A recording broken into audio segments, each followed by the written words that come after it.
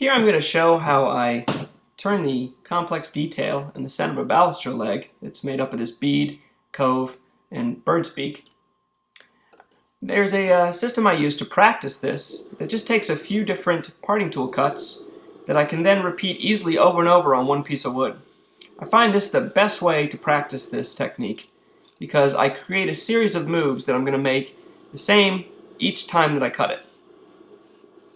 Here is the layout you see, and you'll notice I don't just put one mark where my parting tool is going to go. I actually define the width of the parting tool, and then later on you'll see that I use that width to actually become or help orient the details. It's very important to have that correctly positioned to get your different details to be the right size and to understand where they start and stop in relation to that parting tool cut. So here I'm just making the cuts and sizing each one down.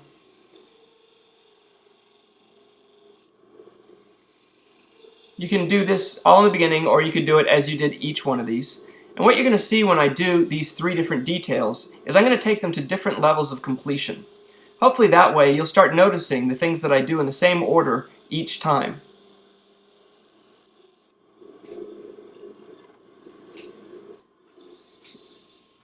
I have to slow it down a little bit. I like to do my parting tool work a little faster than I like to do the actual shaping. Here you're going to see I'll start by removing the material that's excess above where this bead is going to be formed.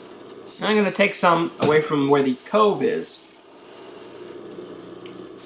I like to get rid of some of that excess material on the large underside of that vase.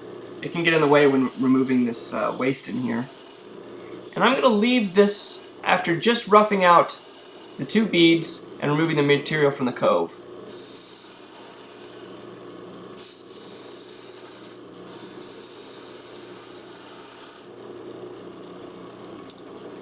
So now as I go on to the second one, you'll notice I do everything in the same order.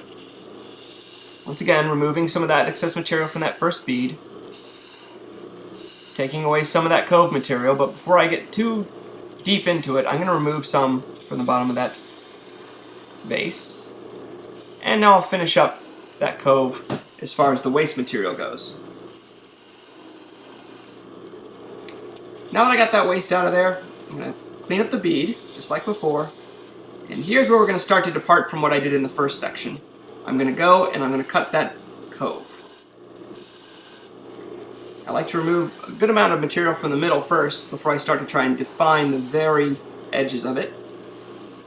And here's where I use that parting tool cut to help define one of the shapes, which is I cut that in half, the width of the parting tool. And on the top portion there, I leave it the full width. That's going to become the bird's beak. So I leave that area right there, the full width of the parting tool cut, and the portion at the bottom down here is about half the width of the parting tool cut.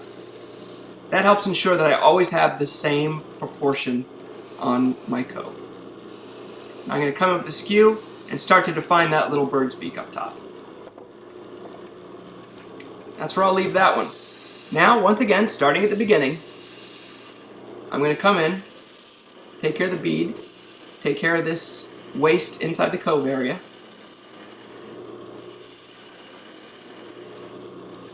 And if you're paying attention, you would have noticed there that I actually skipped clearing that material right there, which on the other two I did first. So I got a little bit out of step there, but not so much that it threw me off. I'll define that bead just like you've seen before. Now it's time for the cove.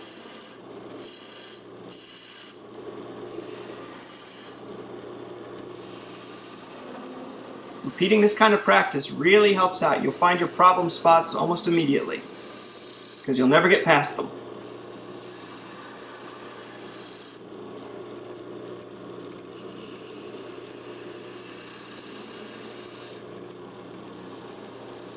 Once again, the bottom fillet of that cove is about half the width of my parting tool cut.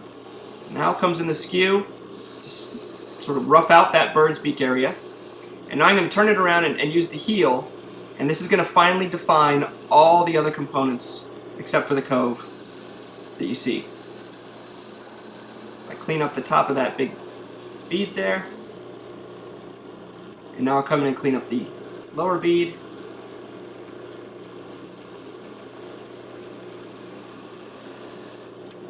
and then the fillet.